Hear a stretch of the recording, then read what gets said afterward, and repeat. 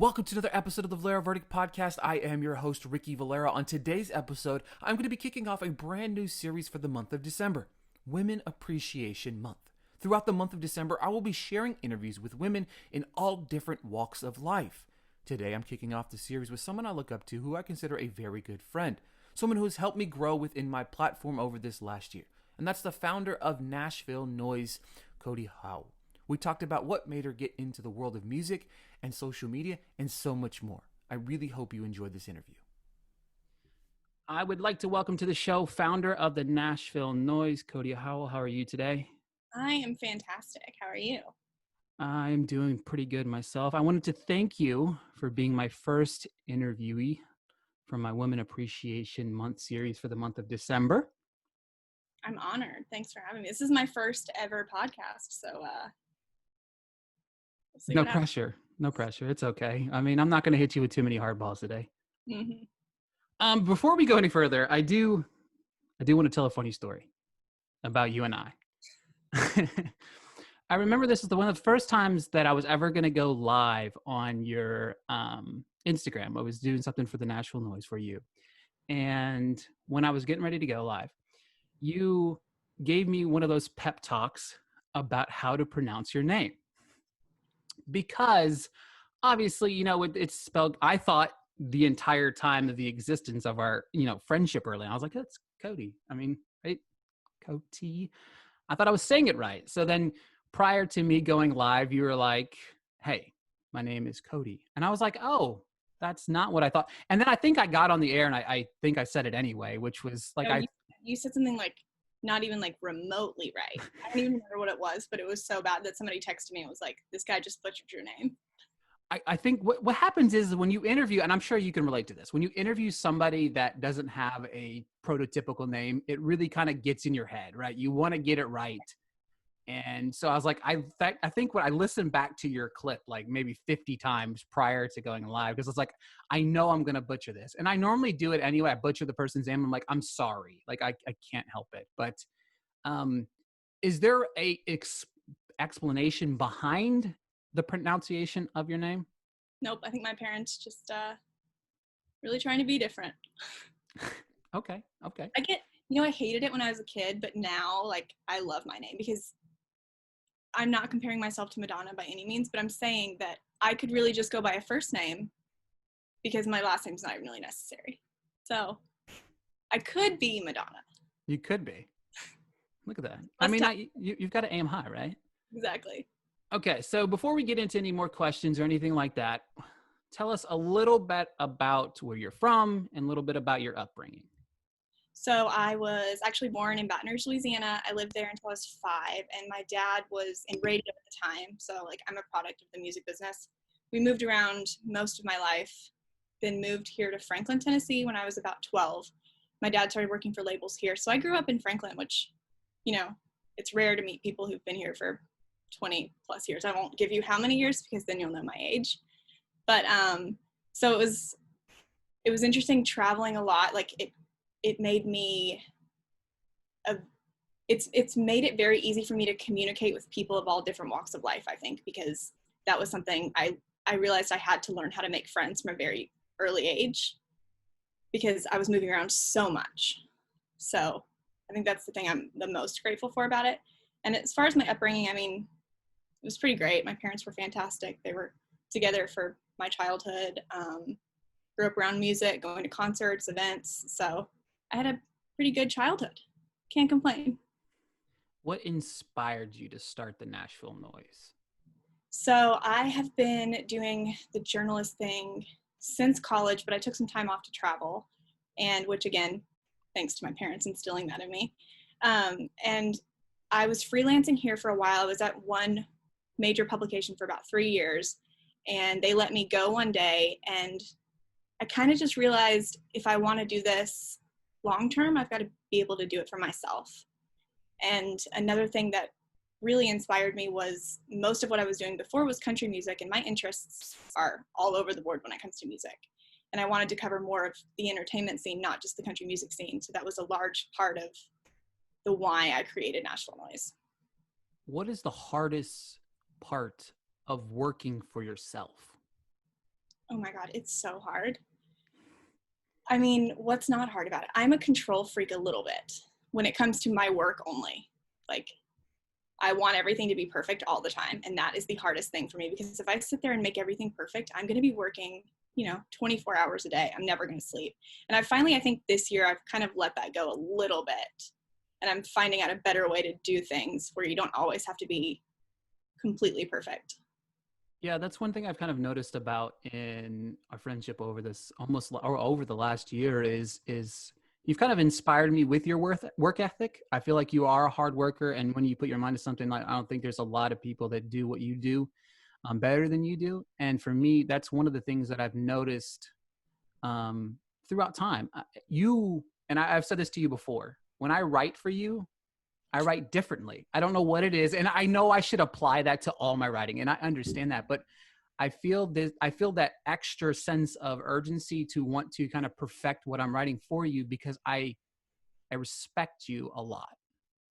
Well, I think you're like me as well, where you're a perfectionist yourself. And it comes back to, there's really just not enough time in the day to be perfect all the time. Like, I was writing an article really late last night, and honestly, it was just a press release I was putting out.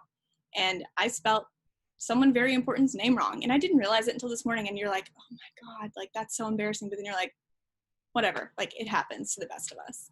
Yeah, I did that with a movie review very recently. And I put down the person who was of interest in the film, the wrong person's name, not the wrong character's name. And then, of course, I had the publicist reach out to me. And I was like, oh my God, it makes me so angry.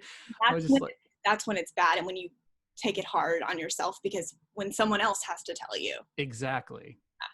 Yeah. It's the worst. Also, the next question, what is the Nashville Noise?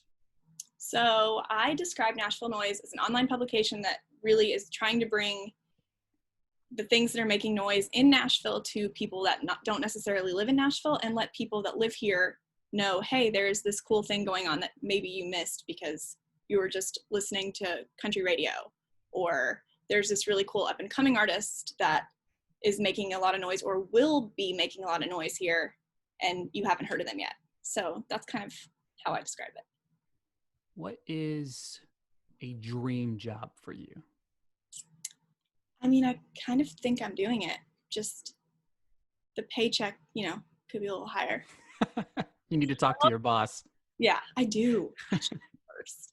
I do think, like, if there was anything that I had to do that was not for myself, I would love to be on red carpets interviewing people like Ryan Seacrest, or, working on E. I think that's kind of my forte area, I guess. I'm sure, I guess, I was going to ask you a little bit of question later about the quarantine as a whole, but you really miss music right now, huh? Live music, that is.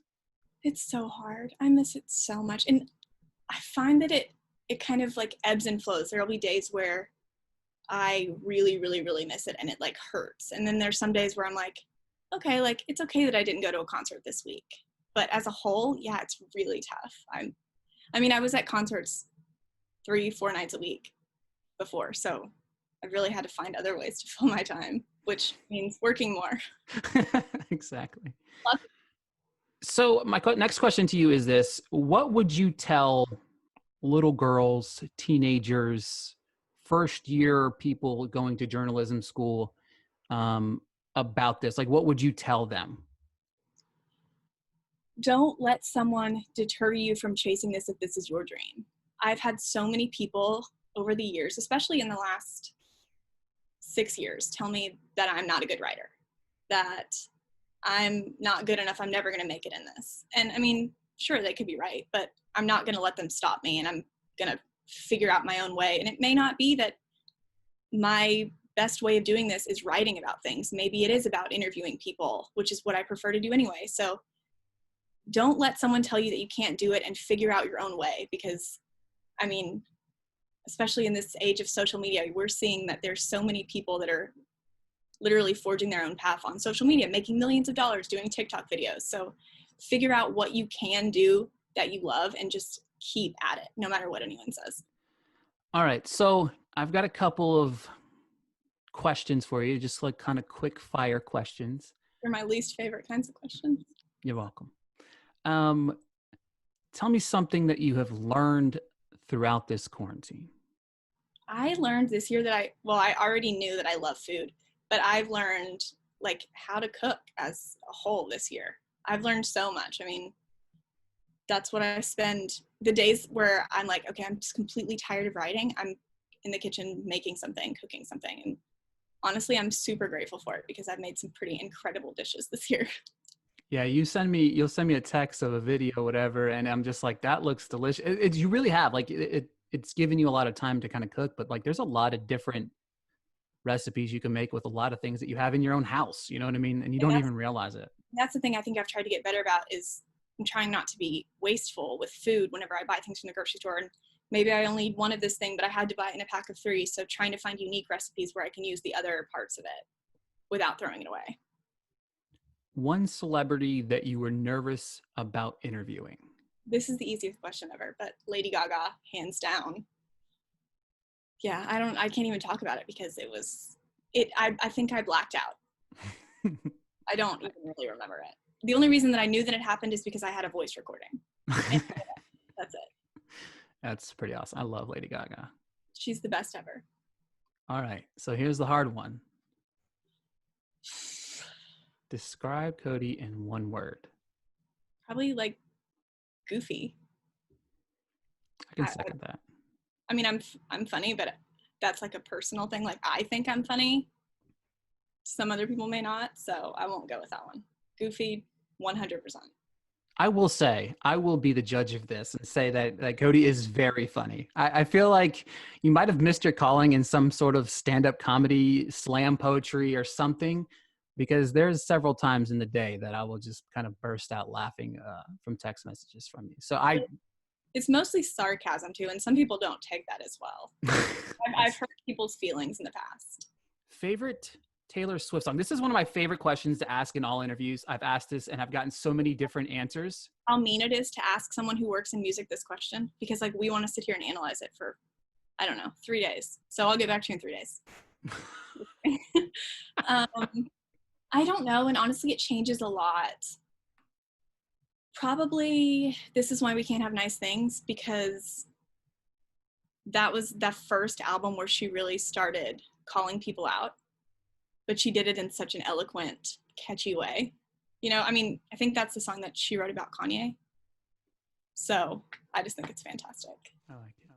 So where can we find Coti? Where can we find Coti's work and stuff like that?